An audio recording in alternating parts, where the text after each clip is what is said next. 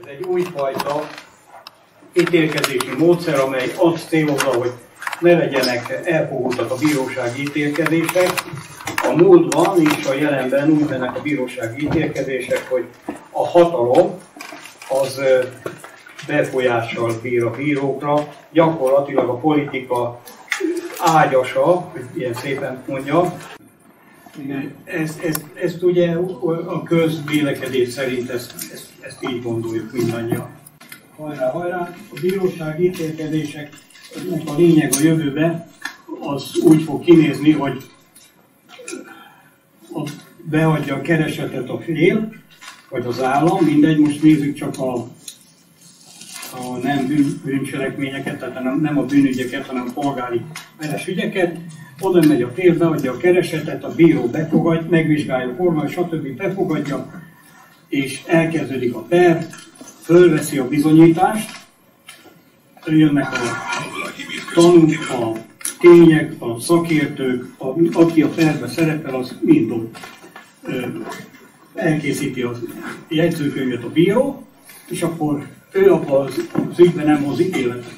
Tehát nem hozhat ítéletet. Az a bíró, aki fölveszi a peranyagot, az nem hozhat ítéletet. Azért, hogy ne lehessen később tudni, hogy kinek a micsodája, stb., hanem a perbe szereplő személyeket kódolja, és azt mondja, hogy az alperes nem Kis István, hanem A1 például, csak mondom valami.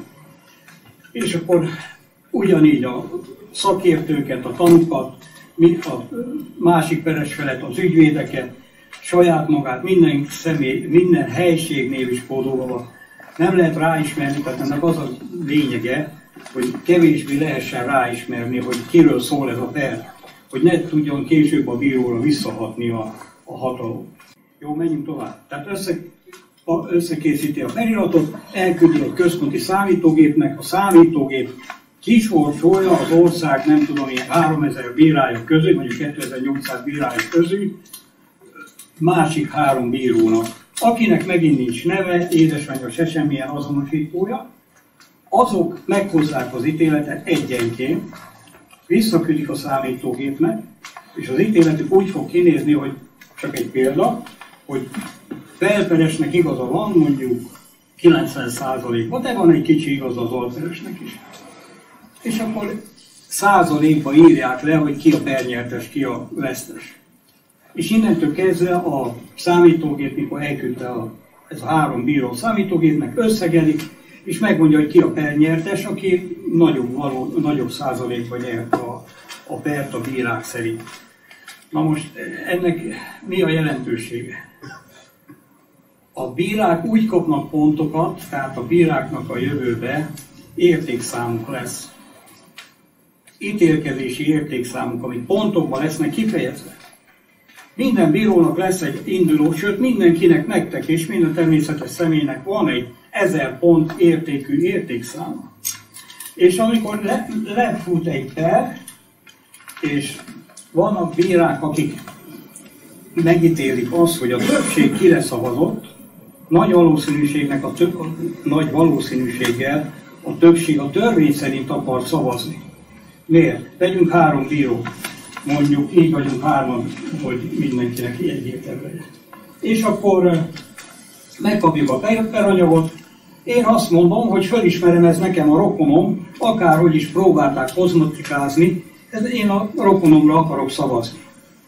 De ő nekik nem rokonok, és nem is tudom, hogy kik kapták meg. És azt mondják, ők neki már nem rokona, neki se rokona, a rokonomnak per szerint jogilag nincsen igaza. De én akkor is azt mondom, hogy legyen igaza, és ő nyertette a pert. De ők már nem így gondolkodnak. Azt mondják, hogy a jog szerint nincs igaza a rokonomnak, tehát ő nem nyert pert. És akkor ők azt mondják, hogy 90%-ban nincs igaza a rokonomnak, 90%-ban nincs igaza a rokonomnak. Én azt mondom, 90%-ban igaza van, a számítógép összeadja, elosztja 3-ba, és azt mondja, hogy a rokonomnak nincs igaza. És ezért én, utána jön az, hogy kiszámolja az értékpontomat, én veszítek az értékpontomból. Tehát az új minősítésem mínuszba lesz kifejezve. Ők meg nyernek, mert ők a törvény igazsága szerint ítélkeztek, és ők nekik a pontszáma emelkedni fog. Idáig érthetően minden. Valaki el akar, jó. Tehát most ezt tudjuk, megpróbáljuk szimulálni az életben, hogy hogy nézne ez ki az új ítélkezési rendszer. Jó?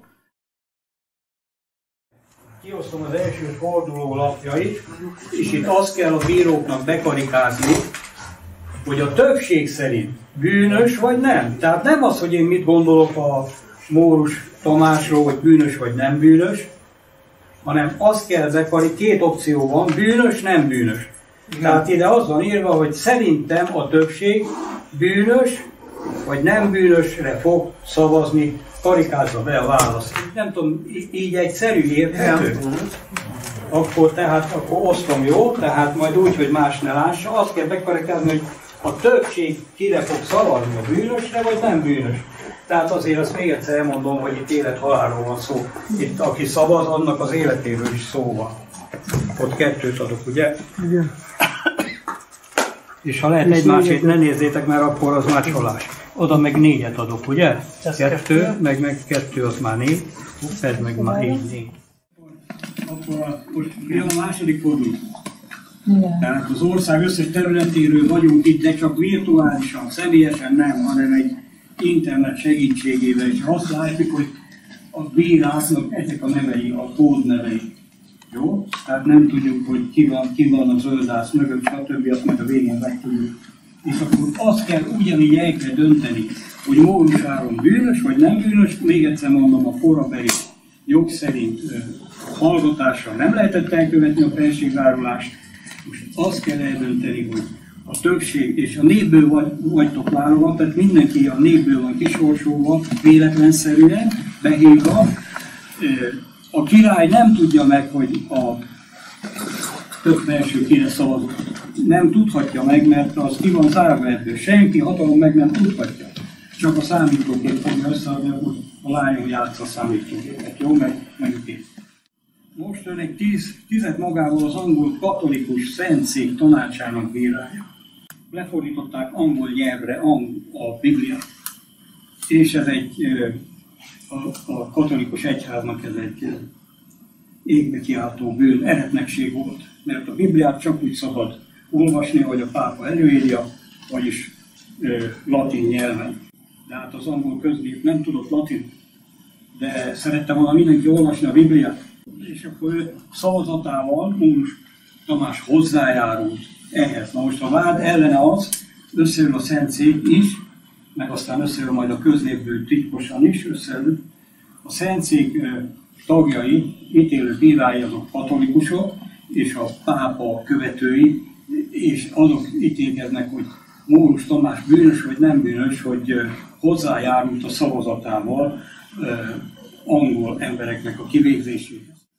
Angol névből vagytok választva, és ugyanúgy az összes helységből, jobbról arra mindenhol, Anglia nem kis ország, és senki nem tudja, hogy kik vagytok, a pápa nem fogja látni, hogy mire szavaztatok, senki nem fogja látni, mert kártyakódnévvel fogtok szavazni, és nem a szentszék tagjai vagytok, nem a pápa delegált benneteket, nem érhet semmi szankció, semmi retorzió, hogy a ti szavazatotokért, és csak a tiszta szívetek szerint szavazhattok, hogy most bűnös ebbe a Mórus Tamás, vagy nem bűnös, hogy egy embernek az életét kioltották azért, mert lefordította a latin nyelvű Bibliát angolra, jó? Osztanak.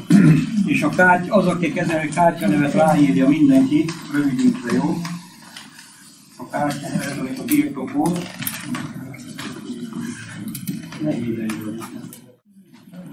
Modernkori per, 5. forduló. Ön most olyan esküdtszékben ül, ahol tudható, hogy az összes esküdő bíró saját karrierje érdekében szeretne előrelépni. Magasabb bírósági beosztásban szeretne dolgozni, tehát szeretné a karrierjét építeni, hogy a fizetése több legyen. Ez pedig csak úgy teheti meg, hogy őt a bíróság élére kinevezett elnök javasolja az előmenetelre. A peres ügyben egy politikus magatartását kell a bírónak megítélni, hogy bűnös vagy nem bűnös a törvények szerint. Ön személy szerint úgy érzi, hogy a politikus bűnös. És úgy gondolja, hogy minden ítélőszéki tag számára egyértelmű, hogy a politikus bűnös. De az elnök elvárása pedig az, hogy az ítélőszék ne bűnösnek mondja ki a politikus. Az mindegy elnökeinek felterjesztő javaslatától függ. Azonban az ítélőszék tagjai most személy szerint nem ismertek. Tehát az ország területéről vannak összetoborozva, nem ülnek itt, csak úgy vannak jelen, hogy igen. Ezek virtuálisan vannak jelen, kódnévvel, tehát teszem azt, hogy MF, az valaki a Magyarország területéről. Azt nem tudja, hogy a mellettőlős nincs itt jelen. Tehát így lesz a szavazás. Tehát azonban az ítélőszék tagjai most személy szerint nem ismertek, az ország egész területéről lettek kisorsolva, kódnévvel szerepelnek az ítélkezésben, az elnök csak a végeredményt ismerheti meg, az önök elnöke, vagy az én elnököm, míg a bírók személyét nem. Tehát nem tudhatja azt, hogy az én emberem kire szavazott, meg hogyan szavazott. Ahol a szubjektív ítélkezés, és ezért alkalmazható nem peres eljárásoknál is minden olyan helyen, ahol a szubjektív döntéshozók döntéseket hoznak. Na most ez egy olyan döntés lesz, ahol ön most egy borbíráló, minősítő borverseny bizottsági tagjai között ül. Ugye? Ezt a versenyt egy nagy vállalat rendezi, mely vállalat maga is egy borával versenybe szállt.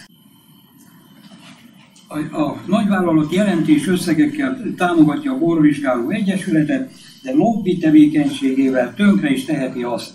Tehát ön és a többi zsűri tag nevét és pontozási lapját nyilvánosan megismerheti a nagyvállalat verseny után. Mit gondol ön, hogy a többség magasabb pontszámot, vagy inkább reálisan azonos értékű pontszámot ad a nagyvállalat borára?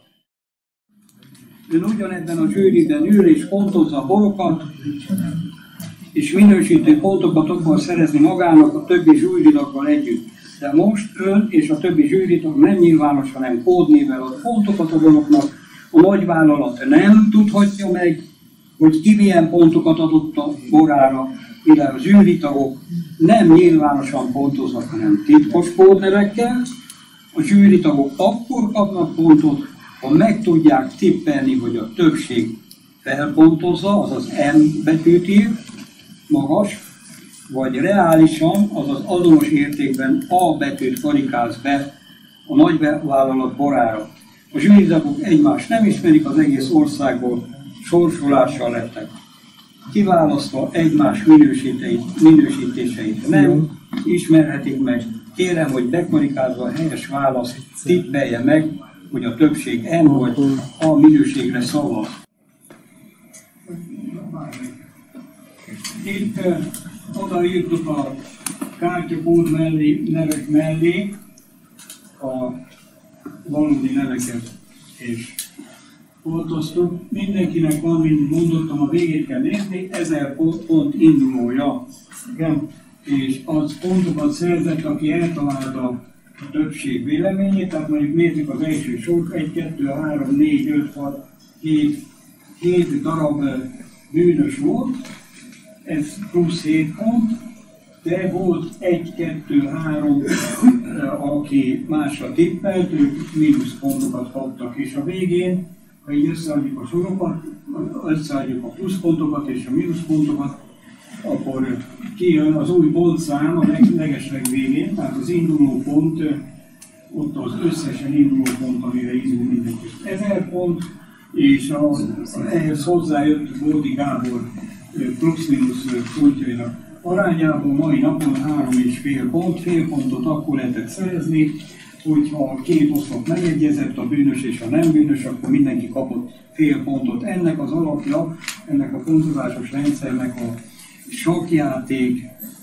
sakkjáték erőmérő rendszer, Élő Árpád dolgozta ki, az egy magyar számozás, Amerikában élő matematikus és fizikus volt, és mondta ezt a pontozásos rendszert, és nagyon sok helyen, sok mindenben használják.